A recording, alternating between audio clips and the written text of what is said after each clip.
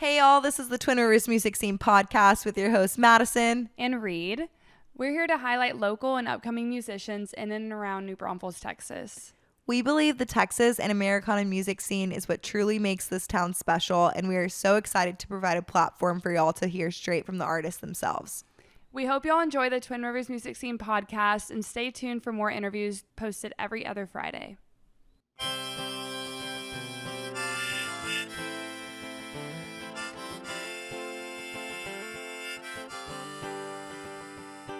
No venue too far, any song at every bar, here to cover your needs. Twin Rivers Music Scene.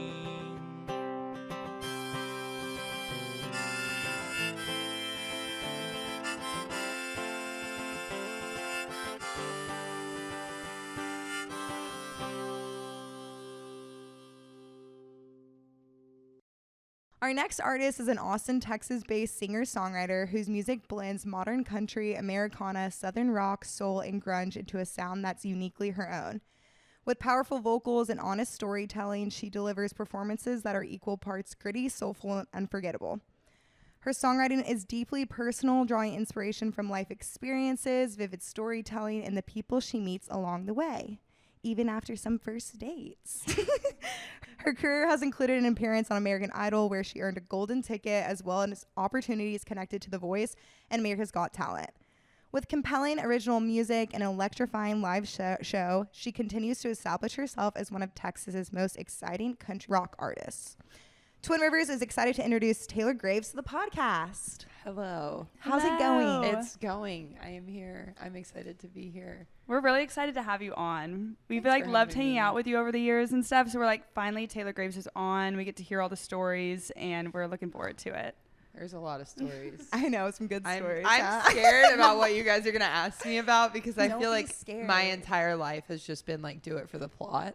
But that's why we love it. Love you. Yeah. It's because everything is for the plot, and you've gotten some great music out of it, you know? Absolutely, I have. We should just jump right into what we were kind of talking about before we started filming about a new song that you wrote called Yes. DUI. Tell us the Yes. backstory with it and the lore that comes with that great song. Yeah, because this is So- doing it for the plot. In Yeah. a sense. Yeah, I didn't go into this experience being oh, I wonder if this is what's going to happen. I don't want to talk too much about it because it does involve another person. Yes. Who I will never disclose. So don't even try. You're not going to find this person anywhere. Nothing against this person. Great person. Mm-hmm. It was just that everything that happened that night was so comedic. I went on this first date and everything was going fine. And he was like, oh, let's switch locations. And for me, if I'm going on a first date with somebody, I'm going to pick somewhere that I'm comfortable, that I feel safe, right? So the automatic choice was Sagebrush. Yeah. I know the bartenders, if Yeah. anything's going wrong, I Tap feel twice. Give him Yeah. a little wave, get him out of here. yeah. And then when he said location switch up, I was like, okay, what's the other bar that I feel safe at? White Horse. The two go-tos of Austin. go-tos, yeah. right? And so I had driven myself on this date. He insisted on driving me to White Horse. Mm-hmm. I was like, I don't know. My car is here. He's like, come on, let me take you. It's okay, well, you have to promise to bring me back to my car. Mm-hmm. He was like, all right. I was like, and if you drink more, you're going to have to pay for an Uber to get me back to my car. He's like, absolutely no problem. Sweet guy. Mm-hmm. Well, I get in the truck and we start driving and he runs a red light. And when he runs that red light, it was about just turned red. I was like, oh, it could have gone either way. Mm-hmm. Well, then we come up to the second light. The motherfucker was red. Red. I was like, it's red, it's red, it's red. He runs it. At that exact moment, I remember thinking dear Lord Jesus, get me out of this car. Yeah. And as soon as that thought popped into my head, I see red and blue lights in the side mirror. And I was like, no fucking way. Yeah. No way. And I told my roommate, Lucas, who's my lead guitar player, when I was leaving, I was like, hey, I'm going on a date. This is the person I'm going with. You have my location. Keep your ringer on in case I need you. He's like, okay. And we also have a rule: if I send you a skull emoji, it means wait 2 minutes and get me out of whatever situation I'm in. Okay. Right? That's a great That's plan. a great rule. Yeah. Because the skull, I use it so frequently. It's right there. You know, I could pop out a skull emoji under the table. You'd never know. You're like, know exactly the location with your Exactly, right. It stays in the same spot.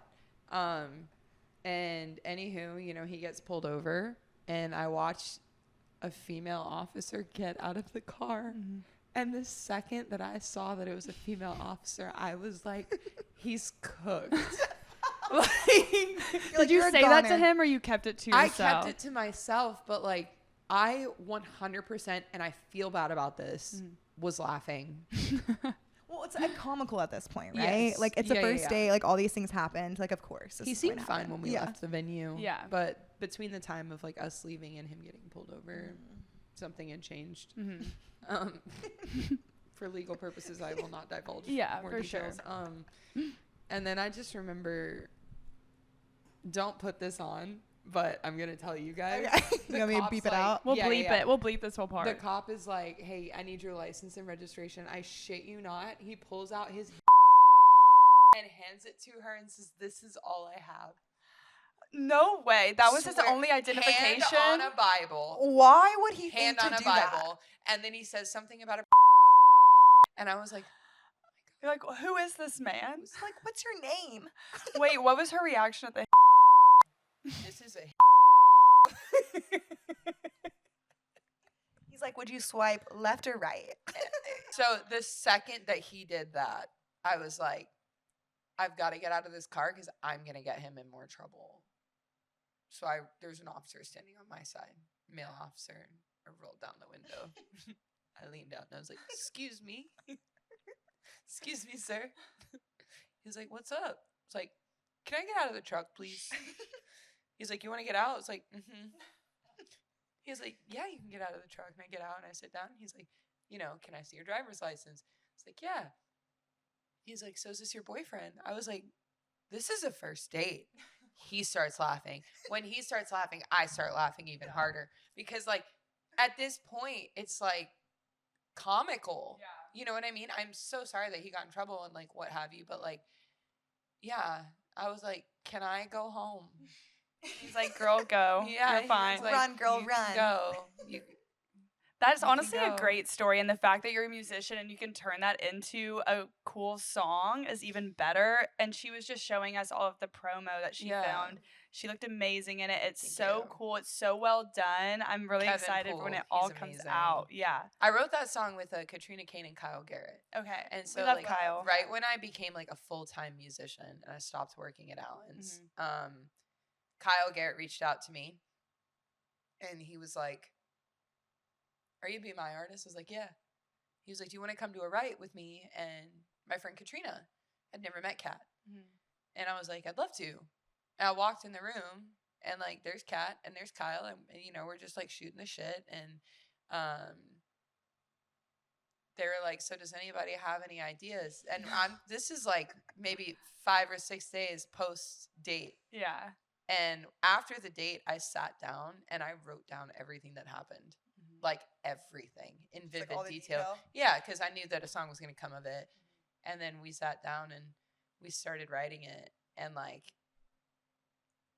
yeah, the chorus is, he put it in drive, running red lights, hand creeping over to the passenger side. It's so good. Like, everything just kind of fell into place. And I remember us writing like, you know, verse, chorus. And then we got that chorus and we all just kind of looked at each other and we were like, well, should we just finish it? And then we finished it. How long did it take y'all to finish it? I want to say like 20 minutes maybe. That's awesome. Yeah. And honestly, what a great like co-write. It was such a good co-write. And then I like gained like 2 of my closest friends out of it. Yeah. Is Kat the artist that you've done those Instagram videos with? Okay. What is it? The tree sessions with tequila. Mm-hmm. Yeah, that's tree Kat. sessions with tequila. Those Yeah. are fun. Tell us more about how y'all developed that idea for Instagram. I love that we've only filmed like an episode. We need to bring I'm it like, back. Tell me all about it. We absolutely need to bring it back. We just It's have like no favorite time. segment. Yeah.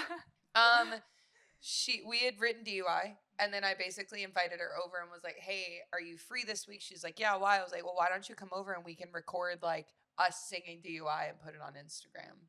And she was like, yeah, let's do it. Because we're musicians, we always need content. Like, content is so important. So important. It's the worst part of being a musician, but like, it's got to happen. And so she comes over, and I have this huge pecan tree in my backyard, and we're like, let's do this outside. So we set up, chairs by the tree, and like, she made a joke saying something about like tree sessions, and I was like, if only we had tequila. And then we made it a thing.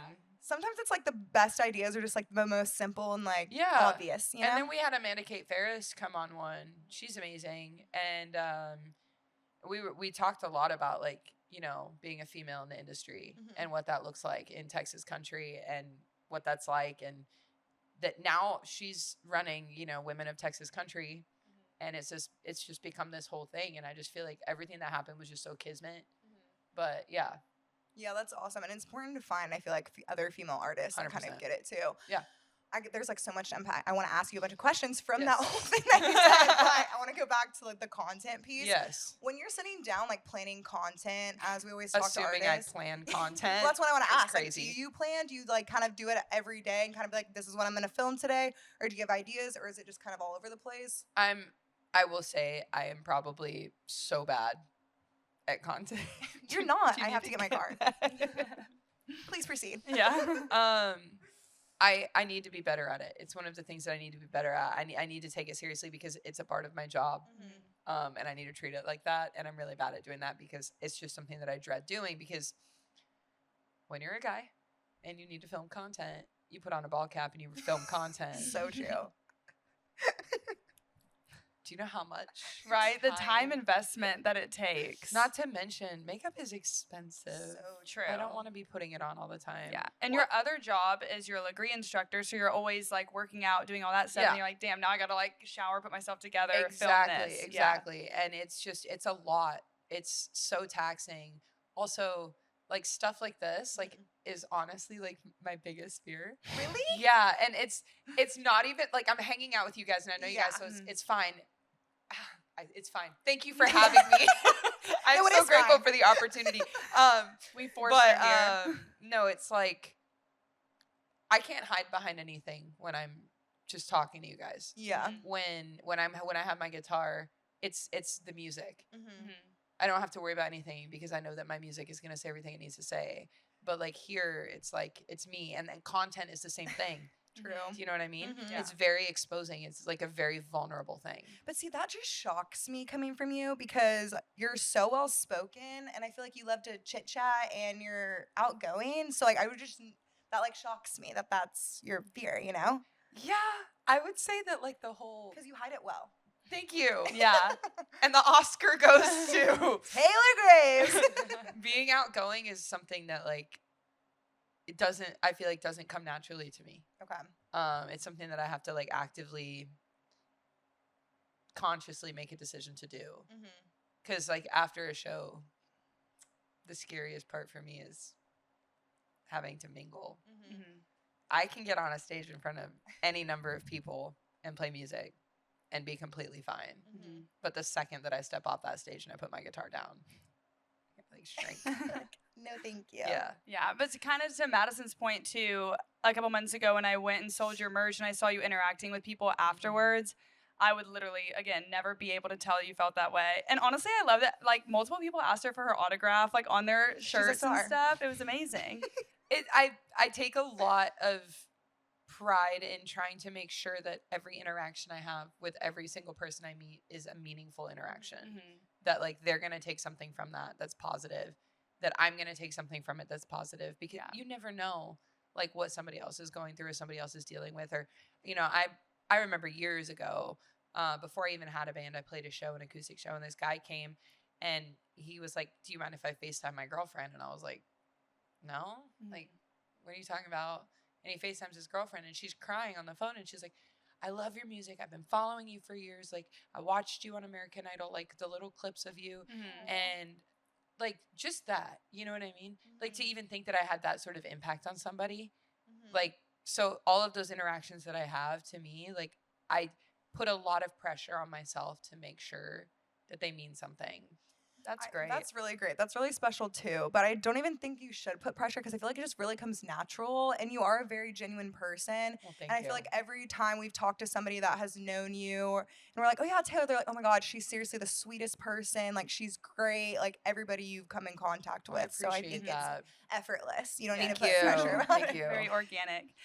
So you were saying earlier, like this time that you moved into music full time. Mhm. Can you tell us more about the emotions and like the mentality that you have to go through to be able to change your life in such a big way, leave a job, do music full time, and just like pursue your craft that way? That was for me, because I did love my job. Probably one of the hardest decisions I have ever made. Easily the scariest decision I have ever made. I remember going back and forth, and I'm the type of person when I do something, I will do it with my whole heart, and I will be the absolute best at whatever it is that I choose to do. I refuse to be mediocre at anything that I do. That's just, I think it's just how I'm programmed. And when I was in the job that I was in, I was like, I've got to be the best at it. And I was great at it. Not to toot my own horn, but like I worked my butt off. And so in doing that, I dedicated a lot of myself to that job. And it became a really big part of my identity. And because of that, and I wanting to be the best at it, I sacrificed music. That wasn't something that was decided for me. That was something that I subconsciously did. And it wasn't until I remember looking at my calendar, because we had some events for work coming up, and seeing that I didn't have a single show, being like, that's weird. And then like going home that night and seeing that my guitar was in its case and not out, and being like, I couldn't tell you the last time I played my guitar. I couldn't tell you the last time I wrote a song. And I had a trip coming up like a month later. I was going to Nashville to go see the Goo Goo Dolls play. Oh my God, I love the Goo Goo Dolls. I know, me too. Still upset about two-step. I'm not over it. I will never recover. And I was like, you know what? Like, I'm going to turn that trip into more than just a concert. And I booked some rights with my favorite co-writers. And it was being there in the scene, living, breathing music from the moment that I woke up to the moment that I went to bed, and being like, what the hell am I doing with my life? If I get hit by a bus tomorrow, I'm going to be so disappointed in myself. That when I came home, I talked to my boss and I was like, I got to go. And he was like, I get it. I understand. And he was like, what's your plan? And I was like, well, I don't have one. Just that'll come with time. Yeah. And then I remember going home that night and being like, holy crap, I really just did that. What am I thinking? Health insurance, financial stability, like financial independence, just independence in general, because I'm 100% on my own. I don't have someone to fall back on. It's me, and that's it. And sitting there and thinking about it and being like, oh my God, what am I going to do? And just telling myself, every single artist that I look up to, that I've ever admired, at some point in their career has had to make this decision. That's very true. Every single one. There's not one artist that didn't make that decision and make that choice and deal with that struggle, and they're all okay. And I'm going to be okay. And I prayed a lot about it. I don't know if you guys believe in God or anything. I do. I pray a lot. My faith is a really big part of who I am. It's probably the most important aspect of my life. And I love that. I prayed a lot about it. And I was just like, God, if this is what is meant for me, let it be. And if it's not, tell me. Because I don't have a backup plan. And, you know, once I was done with that job, within like a couple weeks, I was like making money from shows. And I was like, I'm going to be okay. If I could keep doing this, I'm going to be okay. And then I was okay. And then I had that co-write with Kat and Kyle a week later. Played some shows in Marathon at the Gage Hotel and Desert Ghost, and everything was fine. That's amazing. Yeah. Well, because I remember like a time I saw you recently after that, You were showing me your Excel spreadsheet that you had of all like your band or booking contacts and everything, and you were going hard at it. And I bet it's like, do you think work wise, when you're put in the position where you're like, it has to be this or it's nothing, like you didn't have your job to fall back on, do you think that makes it easier to kick yourself in gear and be like, yes, I'm gonna like dive 100%. into all this booking? 100%. Like as of recently, I've been slacking. My July is very, very empty, and I fucked up because I didn't book the shows. Yeah. And I didn't sit down with my computer, and part of that's having the other job and wanting to be good at it and deciding to do all of the other things that I'm doing with my life because I want to be a musician. I want to be a songwriter. I want to perform. But, like, I also want to be 28. Yeah. Yeah, it's hard to find the balance. And a human. Yeah, it's so hard. It's like, there's just so much that goes into it, especially, like, being an independent artist, not having the help. Like, a booking agent would go so far, but, like, I've gotten rid of 4 because it's just not, they don't turn around the way that I would want them to. Yeah. That's not their fault. Yeah. You know? But why pay someone to do a job that I can do better? Yeah, that's true. You Yeah. know? Yeah. Not to say that booking agents aren't good at their jobs. No. Just the ones that I've worked with, I think it's hard for them to pitch an artist like me. Okay. Well, I think it's good because you're particular and you know what you want. And I think that's very, like, cherished in an artist, especially independent. Like, you kind of have to be that way. Yeah. To get shit done as well. Because, Yeah. like you said, like, you're the only person that's going to do it. Like, you're having to advocate yourself. Like, you're wanting it a certain way. So, I think that's kind of the best way to do it. Yeah. And sometimes independent artists aren't like that. And then they're kind of waiting around for people to do it for them. And then things fall through the cracks. Yeah. So it sounds like you're on top of your shit. So I try to be. I mean, I've fallen off a little bit, but like, I mean, you're never gonna be perfect, but like, Yeah. don't like knock yourself out of it. You know, Yeah. like you said, you gotta find a balance. Yeah. Yep. I kind of want to go back to what you were talking to. I think you were talking to Kat and Amanda Kate Ferris about just kind of like women in the industry. Yeah. I kind of want to dive into that a little bit more. What have you like found out in the Texas country music scene specifically about like the women in Texas? What I love about the Texas country music scene Mm-hmm. is that the women in the Texas country music scene, we all fight for each other. That's awesome. Yeah. I feel like I've seen like a lot of growth in like women in Texas country. Not even just Texas country, but even like Nashville country. I feel like women are really kind of like taking the forefront. Ella Langley, Yeah, and like my girl. Like Willow Avalon. Yeah, and- Carter Faith. Faith Yeah. is killing it. I'm Love obsessed her. with her. Yeah. Even Caitlin Butts is like killing it at the forefront. So I Yeah. think it's like really a special time in country music. 100%. So I just think it's really cool. So I just wanted to see like what your take was on all of that. Yeah. I mean, you know, being a woman in the industry is hard. Mhm. I don't want to ever use that as an excuse. I don't Right. ever want that to be like a woe is me thing. Mhm. Whatever. You know what I mean? Women are still badass. Well, I think that's what Um, it's kind of hard to talk about because yeah. I feel like it's hard a question to ask because I Yeah. feel like sometimes it's like, okay, we don't want to be like, woe is me, but also Yeah. it is a difference. There is a difference. The one thing that I wish, in terms of like a prejudice would change is like just being taken seriously. Totally. I feel like there's a level of professionalism that is just assumed of a man that doesn't come the same when you're looking at a female. Unfortunately. Yeah. Unfortunately. But I think all of us women in the scene are changing that.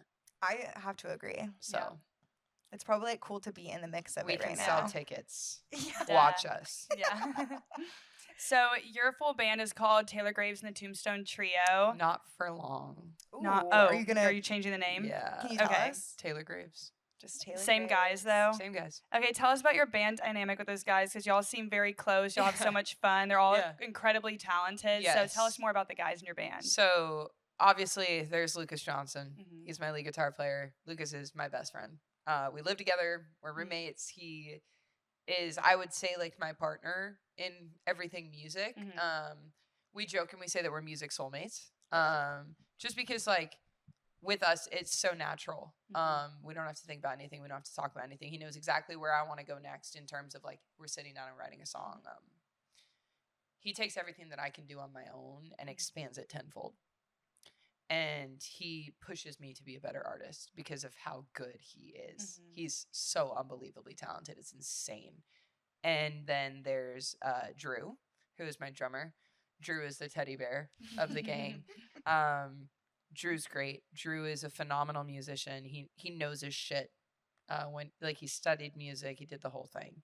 So it's funny because people joke about drummers like being like, oh, what key are we in? Like as a joke, you know what I mean? Like Drew will tell you what key we're in, what time signature we're in, and where the song needs to go next, and what chord needs to be diminished, and what chord needs to be a seventh, and who needs to sing what harmony, and what note is off. Like Drew will tell you. So he's like a theory guy. Like He's a theory guy. He's also his own artist. He's a singer-songwriter too. Cool. Drew Preston. He's amazing. And then there's Dave, my bass player. I have a very special place in my heart for Dave. Dave is also an Aggie. Gig'em. Dave is not a bass player. Okay. We made Dave become a bass player so he could be. Why is that a common theme with bass players? I feel like bass players are forced to become bass players. Like Dave plays the guitar. Dave also sings. And we begged Dave for like 4 months to play in our band, me and Lucas. This is before Drew was our drummer. We had a different drummer at the time. And my drummer at the time played in a band with Dave when they were in high school. That's cute. So we were like, Dave, join the band. Dave, come play this show with us. Dave, come jam with us. And Dave was always like, no. We were like, if you don't do it, you're a pussy. Then he was like, well, I'm a pussy then. And this goes on for months and months and months and months. And finally, we were like, Dave, come on, brother. Yeah. What are you doing? We begged him long enough. Please, like, come on. Yeah. And he was like, okay. And Dave's been in the band since. When Dave is strictly in the band for vibes and talent, obviously. We always have to have a personality. Wait, that's amazing. Yeah. I love that. So when y'all were asking him originally, were you saying like, come play guitar in the band, just be in it? Or you're like, you need to play bass, be in the band? You need to play bass. Did he like, or I guess you already kind of like know it. Yeah, whenever, he knew. Yeah. Dave's one of those guys that he plays a little bit of everything. Yeah. So like it was no big deal for him. It was more like having to learn our songs and learn our stops and everything. Yeah. But at the time we were playing so many covers that like we were like, how do you not know Sweet Home Alabama? Like be so for real. You know what I mean? But no, Dave is the guy that fixes everything. We call him pedalboard Santa Claus. I love that. Because he will just show up to practice with the most random shit because you know how you shouldn't drink and drive? Totally. Dave drinks and buys. And me and him have that in common. Yeah. He will just show up with the most random of things. And most of the time it's a pedal. For either me or Lucas. He's like, look what I brought, guys. He showed up like for Christmas, the last practice before Christmas with like these big like Santa sacks for each person in the band. And like I opened mine and there's this jewelry box in it and I was like, oh, this is just for you. And I open it and it's a 3D printed middle finger on a spring. I've seen those. I started laughing and I was like, this is the greatest gift I've ever received. Yeah. Thank you. Oh, that's so fun.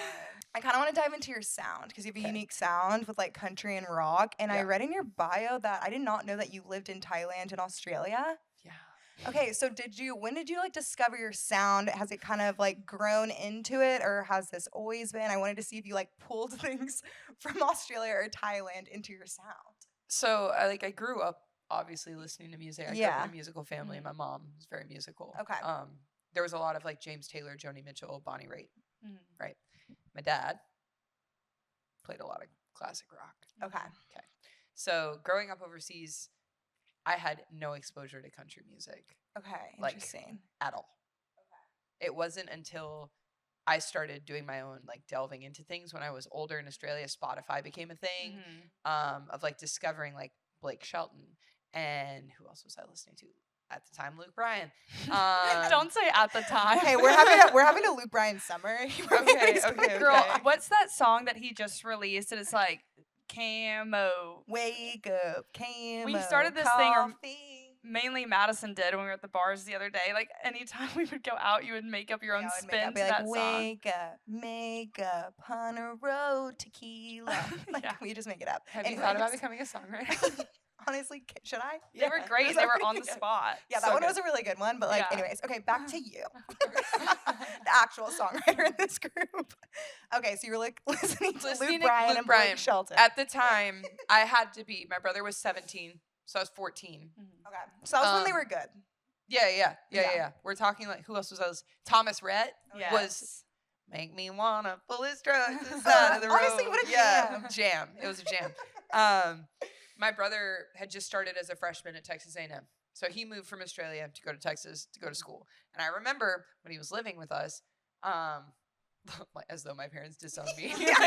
when he was home, listening to country music and him like always getting mad at me and being like, turn it off, because Australia was very like pop, EDM, house, dance, what have you. He goes to college. I remember the first time he came home and he was listening to all of the music that you were listening he would to. once complain about. Stop. Because like, he had spent 4 months in Texas. He was a reformed man. And he started like sending me songs and showing me stuff. And like, obviously he would hear it first because he's in Texas. I'm in Australia. So he would like, that was something that we would do. He would like send me songs on Facebook Messenger at the time.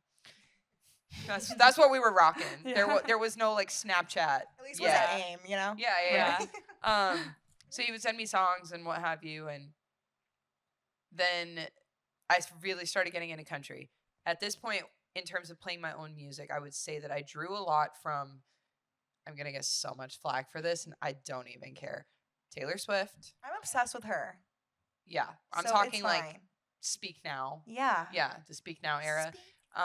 Ed Sheeran was a huge one for me in terms of learning how to write songs. He's a really good songwriter. Amazing songwriter. Yeah. Who else was I listening to? I listened to a lot of Simple Plan. Like I can see punk this. rock type. I love that. Love Simple Plan. There was a lot of singer-songwriter stuff. Did you ever listen to The Main? Sorry, random. Okay. No, Love I didn't. them. But Maroon 5 was a huge one for me. Okay. I saw them play when their album was the Songs About Jane album. I saw them play live in Thailand. I was like under the age of 10. My dad took me to see Maroon 5. I love that. But as I got older, I started to really like those grungy guitar solos. And that's when I was like, rock and roll.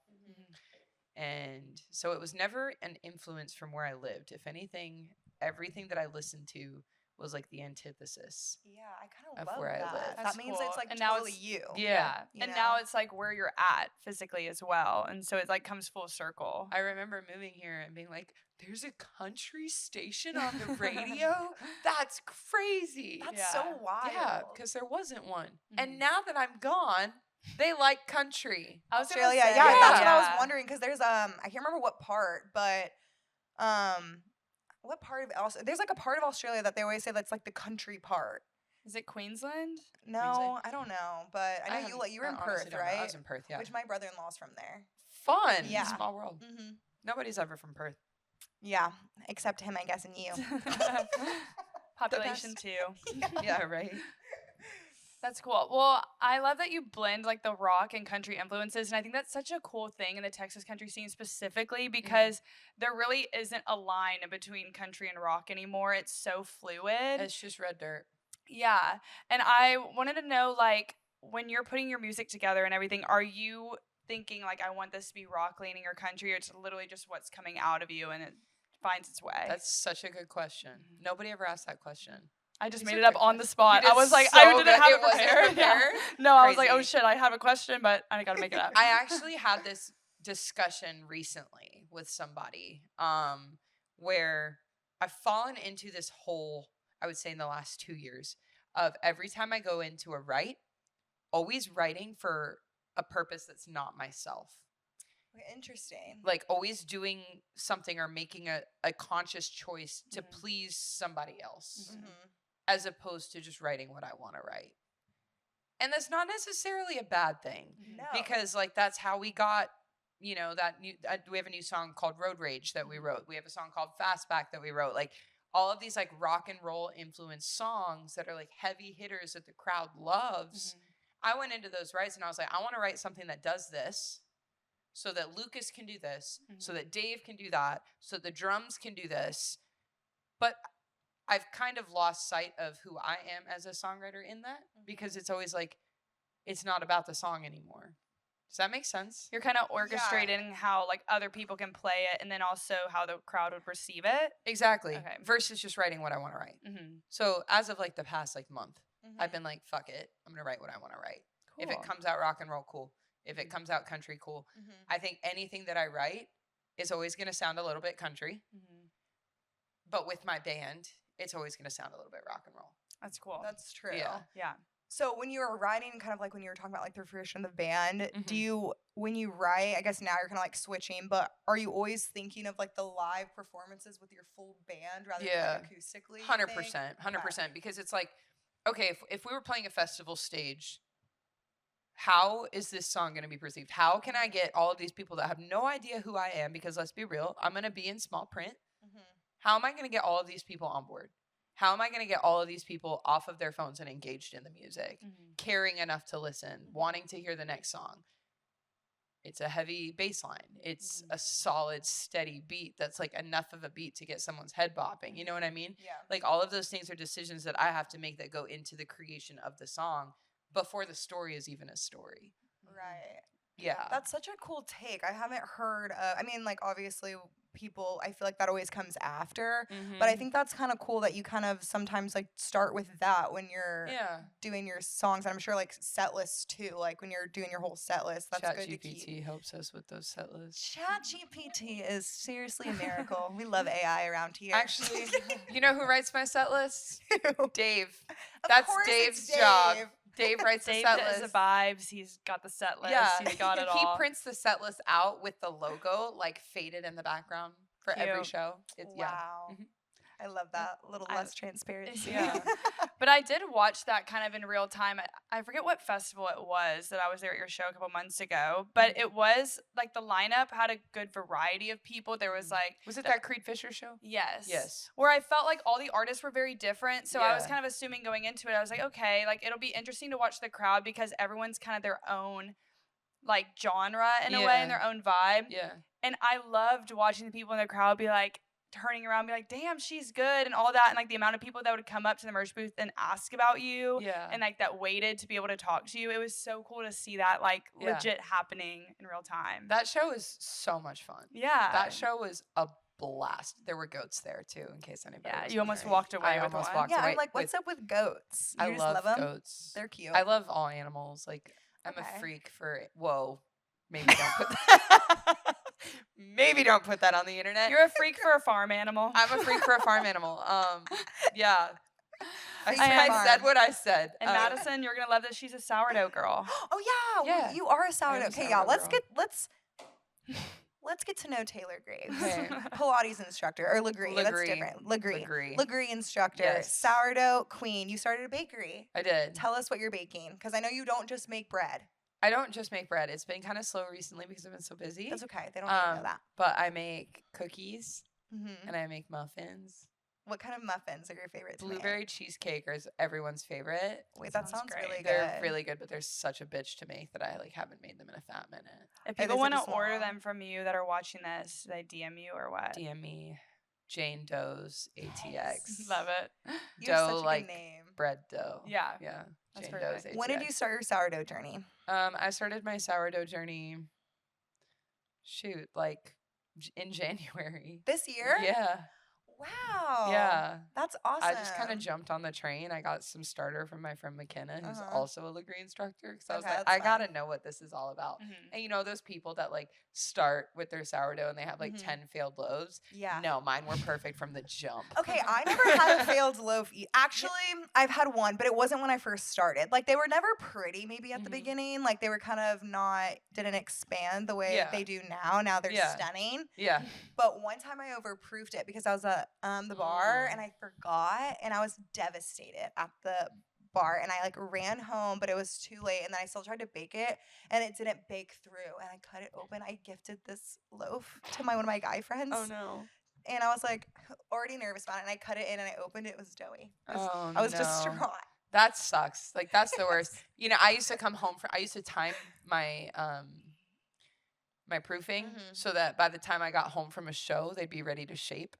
Oh, cute. But You, I was making shape like it. 18 loaves at a time. Yeah, because you have like a bakery. Yeah. now. Well, yeah, under the table because I don't want to claim that on my taxes. So true. I hope the IRS doesn't come for me after this. I don't think so. I don't think IRS is going to listen to The worst sourdough experience I've ever had was I make these like double Dutch chocolate loaves. Okay.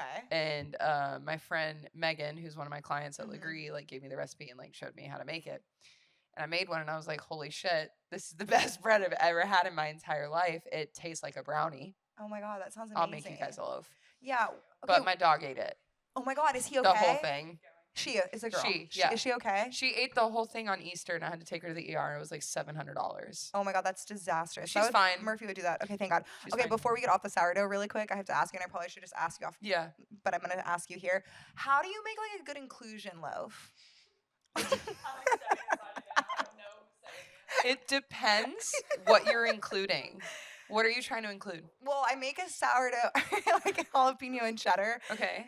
And I love it. It just doesn't, I feel like every time I try to do an inclusion, like it doesn't Are you including it when you do your stretch and folds, or are you including it when you laminate? I do it on the third stretch and fold. Do it on the second. Okay. I would save the jalapenos for Okay. when you laminate, but put the cheese in while you're stretching.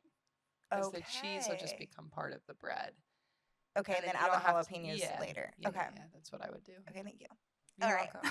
This is like a foreign language to me, but I will enjoy whatever y'all make and try it definitely. So have you had any like crazy fan experiences or any kind of weird run-ins after a show that you think are funny to share? Funny or scary? Either Honestly, one. do a scary one. Scary one? Mm-hmm. Or you can do funny. I don't mean funny. to pressure you. Let me think. Anyone sliding into your DMs? Oh, yeah, but What's I don't the know. If craziest thing somebody has said in your DMs? in my DMs, is I can't say that. on Music the internet. related. The craziest thing? I'm like not music. I just Like get just her personal. I just get like thirsty DMs. Okay. But I would say like the funniest experience for me, I will never forget this night. I was single and I was still living in College Station. And I played at what's that Cadillac spot on the water? Do you know what I'm talking about? Cadillac spot on the water. Is it Is it Cadillac Brian? Ranch. Is it new on Lake Bryan? Or, Yeah, like new as yeah, of a yeah, couple yeah. years ago. I know what you're talking about. I've never been. Okay. I was playing there. And obviously I was on like Bumble. Obviously. I am on stage and I watched 2 Bumble matches walk in from opposite sides At the of same the crowd time. at the same time. So you had 3 total. 3 total. Iconic. And I remember looking at the set list and being like, we're about to take a break. I need to go talk to all of them. Dave's like, that's not a set. I did not get off the stage. You stayed. I stayed on the stage. Wait, that's legendary. Were you like trying to hide from them? Or, like, Yeah. avoid? If I matched with you on a dating app, why are you showing up to my show without giving me a heads up? That's kind of crazy that 2. Like 2. one is Yeah. crazy. One is like, crazy. To your point, 2. but 2. 2.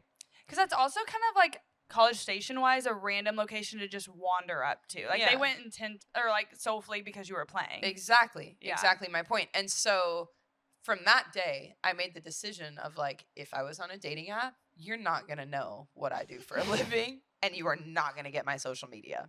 That's fair. Period. That That way, is like, fair. because there are people out there, I'm sure, that once they see musician, they're like, I'm going to lock in on this person just because it has, like, the hype around it and Yep. everything in the sense of, like, Yeah. and not to say that that would be the reason, but you know what I mean? Like, there are weird people There have out been there. people that I've dated where it has been the reason. Yeah, so you There have to have be, like, been on people guard. that I've dated that like know who I am before they meet me. Yeah.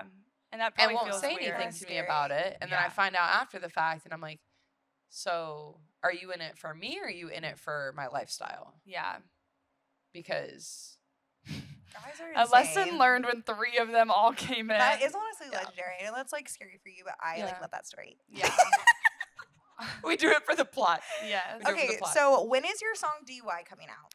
We are hoping first week of August. Okay, So like August amazing. 7th, I think is Awesome. that's the Friday, right? Yeah. Yeah, I don't think actually August know, I'm 7th just is when saying we're that. hoping it comes out. Okay, that'd be awesome. Yeah. And are y'all doing? You have a lot of promo coming out for it, so you'll be teasing it a lot more Yeah. too.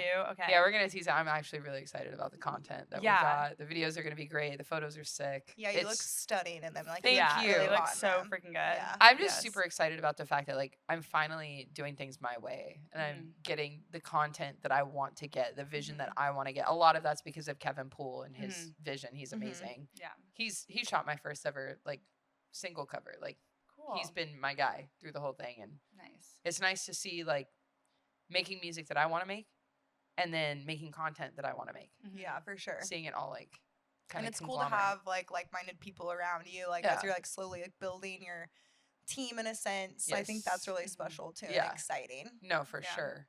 So tell us when you're on the road, what are you getting from like gas stations and what are you getting from like a Whataburger meal? What's your go-tos? So I actually have the world's most sensitive stomach. So I travel with a cooler that contains my meal preps. Okay, that's the way to do it though. Healthy girl, like love. My meal preps are always the same. Mm-hmm. It's lean protein and white rice. That's it. Love. And you're just like saving so much money on the road, I bet too, like not eating out. Yeah. Well, and you're probably feeling good on the road instead of getting gas station food. Yeah, you know what I mean? for sure. But I can't. I don't have a gallbladder, so I can't eat greasy food. No Okay, way. yeah. Fun fact. Fun When fact. did you get it taken I out? was 17. Wow. Yeah. Was it just like enlarged? It was huge. No, it was inflamed. It was making me really, really sick. And so they were like, let's just get rid of it. And then that just started a whole like conglomeration of like health issues that kind of ruined my life for a little while.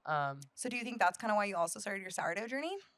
Yeah, because I'm really big on nutrition and like eating clean and being very conscious about the things I put into my body as I slam this Topo Chico seltzer. But like there's so much crap in the food that we put in our bodies. America wants to kill us. Literally. Mm-hmm. Literally. And I was like, sourdough is bread that I can make that literally has flour, water, and salt. Yeah. And then whatever shit we decide to put in Exactly. it. Little inclusion. Yeah. But no, that's a big reason that I started that was because I was like, I want to eat something that I know is not horrible for me, that doesn't contain all these chemicals and these preservatives and all these like processed ingredients. And I'm in the fitness industry for a living. Yeah. And like I want to fuel my body. I don't want to fill my body. Totally. Yeah. Yeah, that's kind of why I started my sourdough because I love bread. And I'd never feel guilty eating that sourdough. Never It's feel gut healthy. It's gut healthy. You see that girl on TikTok? Yeah. We're going to make That is croissants. gut healthy. She's kind of scary, but love her. You should stitch that video or stitch that clip of Wear her. this? Yeah. I might, honestly. You should. Alrighty, well, where can people follow you, keep up to date with your music and all the things? Everything is just Taylor Graves music. Taylor like the guitar, Graves like the thing you end up in. Music like what you listen to. I love that. it. Well, thanks again for being on the pod. Thanks for having me. It was a blast. Yes, you had a great time. I did too. And we're in a great setting too. We are Thank you in a great again to setting. Jason Oh, for yeah. letting us use your amazing space. Thank you, Jason. Thank Yes, you, Jason. we We love appreciate you. you. And all that you do for the music scene too. So Seriously, he rocks. And thank you Yes. guys for what you do for the music scene. thanks. Yeah, Love. we love a female-led business. Thank love you for females making in the music. We're all industry. just thanking each other. No, thank you. We're like, no, thank you. you. You get a car. You get a car. Alrighty, guys. Again, this has been the Twin Rivers Music Scene podcast with your hosts, Madison and Reed, and our special guest, Taylor Graves. Woohoo! Thanks. Should we cheers microphones? Sure. I wonder what sound that made. Probably like No venue too far, any song at every bar. Here to cover your needs. Twin Rivers Music Scene.